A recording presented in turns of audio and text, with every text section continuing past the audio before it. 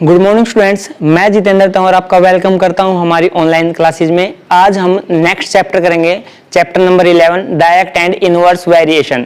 इससे पहले हम फैक्टराइजेशन चैप्टर कर रहे थे, वो हमारा कंप्लीट नहीं हुआ है, लेकिन वो सितंबर यूनिट जो आपका सितंबर में अब जो एग्जाम उसमें नहीं आएगा, इसलिए हम पहले क्या कर लेते हैं, डायरेक्ट एंड इनवर्स वेरिएशन। ठीक है, डायरेक्ट एंड इनवर्स वेरिएशन होता क्या, सबसे पहली बात है, मान लो आपके पास दो क्वांटिटीज हैं और वो आपस में एक दूसरे से कैसे रिलेटेड हैं। जैसे कि मान लो हमने लिखा एक quantity cost of notebook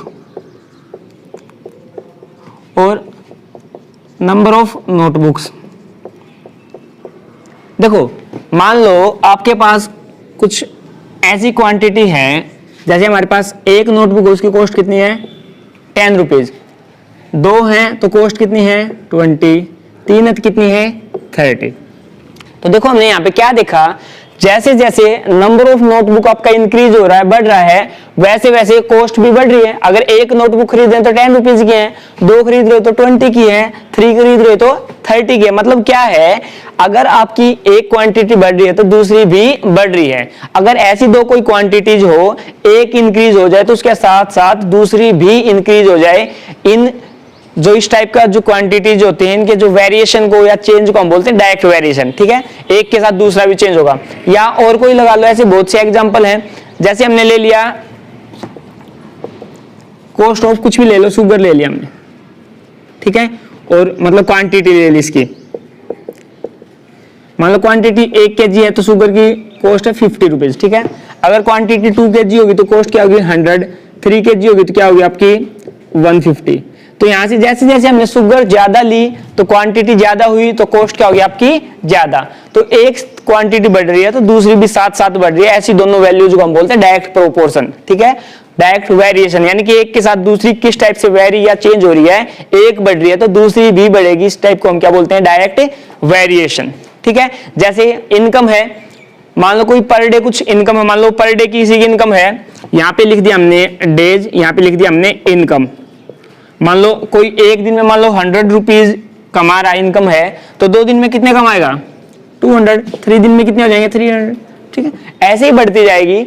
number of days आपका इनकम के साथ क्या है, डायरेक्ट प्रोपोर्शन, मतलब एक चीज बढ़ेगी तो आपकी दूसरी भी बढ़ेगी।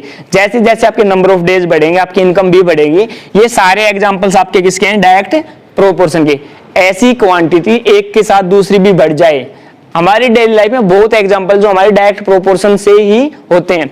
और भी आप एग्जांपल खुद से ले सकते हो, किसी चीज की कॉस्ट हुई, ठीक है, किसी चीज की इनकम हुई, ये सारी क्या आपकी डायरेक्ट प्रोपोर्शन। तो अब डायरेक्टली प्रोपोर्शन तो हमने समझ लिया कि डायरेक्टली प्रोपोर्शन होता क्या, क्या किसी का डायरेक्ट प्रोपोर्शन क्या होता है। इसको लिखने का इसका एक सिंबल होता है, वो कैसे लिखेंगे, अगर आपकी दो क्वांटिटी मान लो x और y, अगर x आपका y के साथ डायरेक्टली प्रोपोर्शन है, मतलब x बढ़ रहा है तो y भी बढ़ रहा है, तो इसके क्या लिखने का सिंबल है ये। ठीक है, कैसे बनाते हैं हम इसको, सिंबल को ऐसे, इस सिंबल को हम बोलते हैं डायरेक्ट प्रोपोर्शन। ये प्रोपोर्शन का सिंबल है। ठीक है, अब देखो आपको ये सिंबल प्रोपोर्शनल का सिंबल हटाना है, तो इसके लिए हम क्या यूज करेंगे, प्रोपोर्शनलिटी कांस्टेंट। तो क्या हो जाएगा, x is equal to k into y, क्योंकि हमने इस सिंबल को हटाने के लिए कोई कांस्टेंट यूज किया, वो क्या है आपका k। देखो k की वैल्यू निकालनी तो y को उधर ले जाओ, तो क्या हो जाएगा x upon y is equal to k। मतलब आपका जो x और y दोनों क्वांटिटीज का रेशियो है वो हमेशा क्या रहेगा, कांस्टेंट रहेगा। ठीक है, यही आपको क्वेश्चन में ध्यान रखना। क्वेश्चन बड़े सिंपल है, आपको ये याद रखना, अगर डायरेक्ट प्रोपोर्शन है तो x अपॉन y हमेशा क्या होता है, कांस्टेंट। क्वेश्चन करते हैं, देखो देखो आपका फर्स्ट क्वेश्चन है, A car runs 57.5 km in 5 liters of petrol. How much distance will it cover in 11 litre of petrol. मतलब क्या कोई दिया आपको कि कोई कार है वो 5 लीटर पेट्रोल में कितनी डिस्टेंस ट्रेवल करेगी 57.5, तो 11 में कितनी डिस्टेंस ट्रेवल करेगी। अब एक बात देखो, पेट्रोल ज्यादा है तो डिस्टेंस क्या कवर करेगी, ज्यादा, मतलब ये दोनों आपस में क्या हो जाएंगे, डायरेक्टली प्रोपोर्शन। ठीक है, समझ में आ गया कैसे हुआ कि भाई एक चीज बढ़ेगी, मतलब हमने पेट्रोल बढ़ा दिया तो किलोमीटर भी बढ़ जाएंगे, क्योंकि वो डिस्टेंस क्या हो जाएगा, डायरेक्ट आपका प्रोपोर्शन हो जाएगा। तो देखो इसको सोल्व करने का तरीका क्या है, 11 लीटर में कितना निकालना उसको हमने कुछ अज्यूम कर लेते हैं। लिखोगे let car covers x kilometre in 11 litre of petrol. ठीक है, जो आपको निकालना उसको हमेशा ज्यूम करोगे। उसके बाद एक टेबल बनानी होती है आपको हमेशा, डायरेक्ट प्रोपोर्शन का जो भी क्वेश्चन आप टेबल से करोगे और बड़ा सिंपल होता है टेबल से करना। देखो क्वांटिटी, यहाँ देखो क्वांटिटी क्या यूज है, एक तो है पेट्रोल, एक है आपका किलोमीटर या डिस्टेंस। यहाँ लिख दिया हमने पेट्रोल और यहाँ लिख दिया हमने डिस्टेंस, जो भी है, ठीक है, समझ में आ गया। अब पहली कंडीशन देखो, डिस्टेंस तो 57.5, डिस्टेंस के सामने लिखा हमने 57.5, पेट्रोल कितना है, इसके सामने कितना हो गया 5 लीटर लिख दिया। अब सेकंड जो आपका केस है उसमें क्या है, 11 लीटर है पेट्रोल, पेट्रोल के सामने 11, डिस्टेंस हमें नहीं पता तो हमने अज्यूम की x भर दिया। ये बात याद रखना, पेट्रोल के सामने पूरे कॉलम में पेट्रोल ही डालना है, डिस्टेंस के सामने डिस्टेंस, और कोई वेरिएबल नहीं है तो क्या जाएगा XYZ। अब लिखोगे since this is case of direct proportion, ये केस किसका है, डायरेक्ट प्रोपोर्शन का। क्यों है वो आपको बता दिया, क्योंकि अगर हमारे पास पेट्रोल ज्यादा है तो डिस्टेंस क्या हो जाएगी ज्यादा, तो ये दोनों क्या है डायरेक्टली डायरेक्ट प्रोपोर्शन में आपको बताया था। देखो अभी थोड़ी देर पहले बताया था क्या होता है x अपॉन y क्या होता है आपका k कांस्टेंट, तो x अपॉन y का मतलब क्या है, इसके अपॉन में ये 5 अपॉन 57.5 कांस्टेंट मतलब इक्वल होगा हमेशा, कितना होगा 11 अपॉन x। अगर मान लो तीसरी और कोई बॉक्स होती तो वो भी इसके इक्वल ही आता, ठीक है। आपको क्या करना है, इसके अपोन में ये हमेशा इक्वल होगा, इसके अपोन में ये, कोई भी क्वेश्चन और डायरेक्ट प्रोपोर्शन का हमेशा ऐसे ही होगा। अब लिखोगे क्रॉस मल्टीप्लाइंग, हमें क्या करना है, इसकी क्रॉस मल्टीप्लाई करनी, तो 5 इंटू एक्स क्या हो गया 5x हो गया इक्वल आपका 57.5 इंटू 11।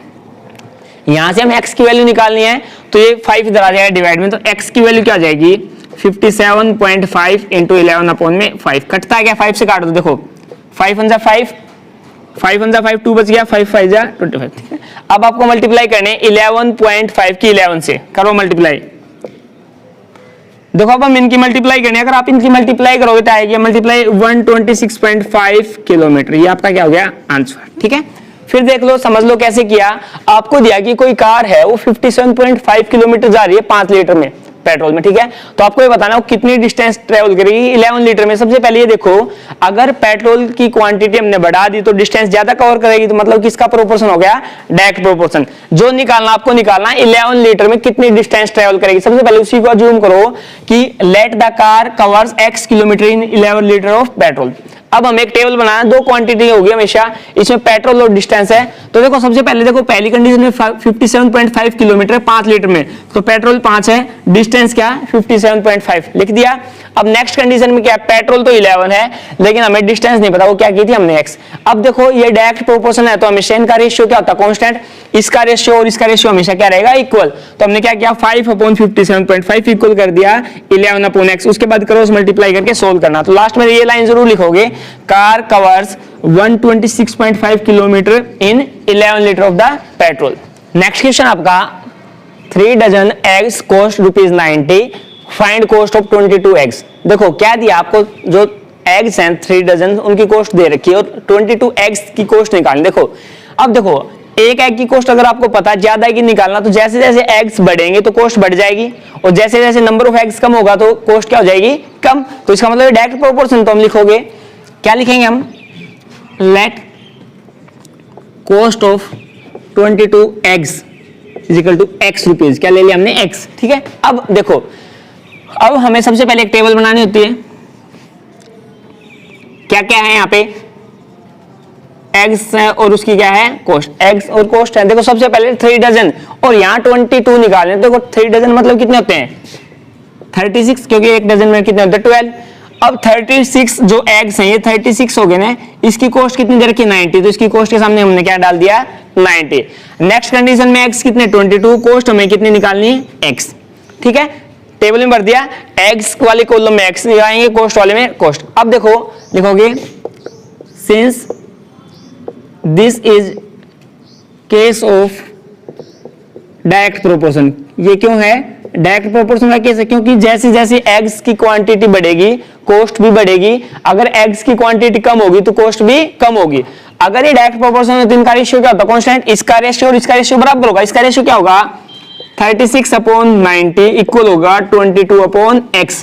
क्रॉस मल्टीप्लाइंग लिखोगे क्रॉस मल्टीप्लाइंग, ठीक है। अब क्रॉस मल्टीप्लाई करोगे क्या होगा 36 इंटू एक्स इक्वल हो गया 90 इंटू 22। हमें तो x की वैल्यू निकालनी, तो 36 आ गया डिवाइड में, तो x की वैल्यू क्या होगी 90 इंटू 22 अपॉन में 36। अब इसको कट करना है, किस पे कटता हो देख लो, 3 पे कट रहा है ना, 3 पे कटेगा 12, 3 पे कटेगा 30, फिर कटता है किस पे, 3 पे कटता है किस पे, 3 4 जा 12, 3 पे कट गया 10, अब ये कटेगा 2 2 जा 4, 2 5 जा 10, ये 2 पे कटेगा 11, तो 11 इंटू 5 कितना हो गया, ₹55। लिखोगे कॉस्ट ऑफ 22 एग्स इज ₹55। ठीक है, फिर समझ लो आपको क्या दिया है कि 3 डजन की कॉस्ट तो 90 है, हमें 22 एग्स की निकालनी है। ठीक है, देखो इसकी क्वांटिटी या तो दोनों को डजन में लेके आओ, दोनों को एग्स में लेके आओ। सबसे पहले ये देखो, ये केस डायरेक्ट का है या इनवर्स का, डायरेक्ट का है, क्योंकि जैसे जैसे नंबर ऑफ एग बढ़ेगा तो कॉस्ट भी बढ़ेगी। अगर नंबर ऑफ एग कम होगा तो कॉस्ट भी क्या हो जाएगी आपकी, कम। सबसे पहले लिखोगे जिसकी निकालनी उसकी मान ज्यूम कर लिया हमने कि 22 एग्स की कॉस्ट कितनी है, एक्स। अब हम टेबल बनाएंगे, यहाँ एक्स लिखा है, यहाँ हमने कॉस्ट, पहली कंडीशन में 36 एग हैं, कॉस्ट 90 है, अगली केस में 22 एग्स हैं, कॉस्ट हमारी क्या आ जाएगी, x। ठीक है, अब हमें क्या करना है, इसको डायरेक्ट या इनवर्स प्रोपोर्शन देखना है। डायरेक्ट प्रोपोर्शन है तो क्या करेंगे हम, इनका रेशियो क्या होता है आपका, कांस्टेंट, तो इसके अपॉन में ये इक्वल होगा, इसके अपॉन में ये डायरेक्ट प्रोपोर्शन हो जाएगा। उसके बाद हमें इसको काटना है। अगर आप यहाँ पे कॉस्ट लिख देते यहाँ पे एग तो भी क्वेश्चन का आंसर सेम आता, कंफ्यूज मत होना। अगर आपने टेबल ऐसी बना दी, यहाँ पे आपने अगर कॉस्ट डाल दी और यहाँ पे लिख दिया एग्स, तो भी आपका आंसर सेम आएगा। क्यों, देखो सबसे पहले कितना आता, कॉस्ट तो 90 है, एग्स 36, तो कॉस्ट के सामने 90 डालते हैं, यहाँ कितना आता 36। अगली कंडीशन में कॉस्ट हमें निकालनी है और एग कितने 22। अब भी क्या करते हैं, अगर इसको 90 अपॉन 36 आपका इक्वल होता है x अपॉन 22, अगर क्रॉस मल्टीप्लाई करोगे तो आंसर है। तो इससे आप कंफ्यूज मत होना, चाहे कौन सा ऊपर नीचे लिख सकते। क्वेश्चन है, a worker is paid ₹1624 for 7 days, मतलब 7 डेज में इतने पे किया जा रहा है। If he works for 12 days only what will be his veg, मतलब क्या है कि 7 दिन की जो उसकी कमाई है वो ये है, अगर वो 12 दिन काम करता तो उसको कितने पैसे मिलेंगे। अब ये देखो, कोई कम दिन काम करेगा तो उसको कम पैसे मिलेंगे, ज्यादा दिन काम करेगा तो ज्यादा पैसे मिलेंगे, मतलब ये दोनों डायरेक्ट प्रोपोर्शन है। तो लिखोगे late his ways for 12 days, कितने मान लिया हमने, ₹x। हमने मान लिया कि उसके जो 12 दिन में जो उसकी कमाई है, वेज है, वो कितना है, x। अब देखो सबसे पहले हमें टेबल बनानी है, क्या क्या चीज है यहाँ पे, एक तो डेज है, नंबर ऑफ डेज, और एक क्या उसकी वेज। समझ आ गया, अर्निंग या वेज। अब देखो डेज शुरू में कितना है, 7, वेज या उसकी जो पेड है, अमाउंट है, सैलरी है, लगा लो कितना 1624। नेक्स्ट कंडीशन में क्या है, डेज कितने 12, हमें उसकी कॉस्ट जो उसकी सैलरी है या उसका जो वो निकालना है वो कितना हो गया 12। अब लिखोगे since this is case of direct proportion, ये केस क्या है, डायरेक्ट प्रोपोर्शन का है। अगर डायरेक्ट प्रोपोर्शन का केस है तो इनका रेशियो कांस्टेंट, मतलब इसका रेशियो और इसका रेशियो इक्वल होगा, यानी क्या हो जाएगा 7 अपॉन 1624 इक्वल होगा आपका 12 अपॉन x। लिखोगे क्रॉस मल्टीप्लाइंग, हम इसकी क्या कर देते, क्रॉस मल्टीप्लाई करा लेते, तो क्या हो जाएगा 7 इंटू एक्स हो गया मेरा 12 इंटू 1624। x की वैल्यू निकालनी है तो क्या होगा 12 इंटू 1624 डिवाइड बाई 7, काट दो इसको, कटता दो, 7 2 जा 14, 2 7 3 जा 21, 1 7 2 जा 232 क्या हमें 12 से मल्टीप्लाई नहीं, तो 12 2 जा 24, 2 बच गया, 12 3 जा 36 और 2 38, कितना बच गया 2 नहीं सॉरी 3, और 12 2 जा 24 और कितना हो गया 3 27, ये आपकी कॉस्ट हो जाएगी। नेक्स्ट क्वेश्चन आपका, if x and y varies directly then complete the table, मतलब क्या है x और y जो प्रोपोर्शन है वो आपके डायरेक्ट प्रोपोर्शन में है, आपको टेबल कंप्लीट करनी है, मतलब x बढ़ेगा तो y भी। देखो इसको कंप्लीट करना तो इसको हमने लिया x1 और ये y की साइड में तुमने इसका लिया y1। अब ये डायरेक्ट प्रोपोर्शन है तो इनका रेशियो इक्वल होता है, इसका रेशियो, इसका रेशियो, इसका रेशियो, सबका रेशियो क्या रहेगा इक्वल। देखो since this is case of direct proportion, इसका मतलब क्या होगा 8.5 अपॉन 1.7 इक्वल होगा आपका x1 अपॉन 2, क्योंकि इनका रेशियो क्या रहता है इक्वल। देखो इसमें पॉइंट से पॉइंट हम डायरेक्ट भी काट सकते हैं, अगर डायरेक्ट नहीं काटना तो इसके नाम का 10 ऊपर और इसके नाम का जो इसका है उसका 10 आ जाता है आपका डिवाइड में, तो ये अब भी कट जाते। क्रॉस मल्टीप्लाई करोगे क्या होगा x1 और 17, 17 टू x1 तो 17, x1 कितना हो गया आपका 85 इंटू 2, तो x1 की वैल्यू क्या आ जाएगी 85 इंटू 2 अपॉन में 17, कटता है क्या, तो x1 की वैल्यू आ गई आपकी 10। ठीक है, आ गया। अब देखो ये भी डायरेक्ट प्रोपोर्शन है तो आप ये भी लिख सकते हो आप 8.5 अपॉन 1.7 इक्वल होगा किसके साथ 12.5 अपॉन y1। ठीक है, क्योंकि देखो डायरेक्ट इसका सबका रेशियो इक्वल रहता है, तो कोई भी दो इक्वल रख सकते हो आप। क्रॉस मल्टीप्लाई करोगे तो क्या होगा, 8.5 y1 इक्वल होगा 12.5 इंटू 1.7। ठीक है, अब y1 की वैल्यू क्या हो जाएगी, 12.5 इंटू 1.7 अपॉन 8.5। देखो इसके पॉइंट के नाम का ऊपर आ गया आपका 10, इसके नाम का नीचे 10 और इसके नाम का क्या आ गया नीचे 10। इस 10 से 10 कैंसिल आउट। अब इसको हम क्या करेंगे, काट के आंसर लिख देंगे। आ गया समझ में? ऐसे ही करना। अगर आपको ये टेबल लंबी दे दे और मान लो इससे आगे और होता, मान लो ऐसा होता, ये आपका खाली होता है, यहाँ होता है 18, तो यहाँ हम क्या ले लेते हैं y2, इसका और इसका इक्वल रख देते। ठीक है, मान लो इससे आगे एक और होता, यहाँ खाली हो जाता, यहाँ 20 कर देता, तो क्या कर देते हम, यहाँ पे क्या कर देते x2, ये और रेशो फिर इक्वल रख के फिर हम x2 की वैल्यू निकाल लेते। नेक्स्ट क्वेश्चन आपका, a model of building is 6 centimetre high. कोई बिल्डिंग का मॉडल है, छोटा मॉडल है, वो 6 सेंटीमीटर ऊंचा है, उसकी हाइट 6 सेंटीमीटर है, और जो आपकी बिल्डिंग है उसी मॉडल से जो हमने बिल्डिंग बनाई उसकी एक्चुअल हाइट क्या है आपकी 15 मीटर। ठीक है, अब आपको दिया है कि बिल्डिंग की जो विड्थ आपकी 8.4 मीटर है, तो जो मॉडल था उसकी विड्थ क्या होगी। अब देखो बिल्डिंग हमने उस मॉडल के अकॉर्डिंग बनाई है, ठीक है, तो ये दोनों किसके केस हैं, डायरेक्ट प्रोपोर्शन के। तो लिखोगे let the width of model is x centimetre. हमने क्या ले लिया, उसके x सेंटीमीटर विड्थ है। अब देखो टेबल बनाते सबसे पहले, टेबल में दो ही चीजें, एक तो बिल्डिंग है और एक क्या मॉडल। तो हमने यहां लिख दिया बिल्डिंग, यहां लिख दिया हमने मॉडल। सबसे पहले हाइट की बात करते हैं। देखो बिल्डिंग की हाइट है आपकी 15, तो बिल्डिंग के सामने हाइट डाल दी 15, लेकिन मॉडल की कितनी है 6। ठीक है, नेक्स्ट केस में क्या है, बिल्डिंग की जो विड्थ है वो 8.4 है, मॉडल की कितनी ले ली हमने x, टेबल में भर दिया। अब लिखोगे since this is case of direct proportion. किसका केस है, डायरेक्ट प्रोपोर्शन का। अगर डायरेक्ट प्रोपोर्शन का केस है तो इसका और इसका रेशियो क्या रहेगा, कांस्टेंट रहेगा। तो क्या लिखोगे 15/6 इक्वल होगा 8.4 इंटू एक्स।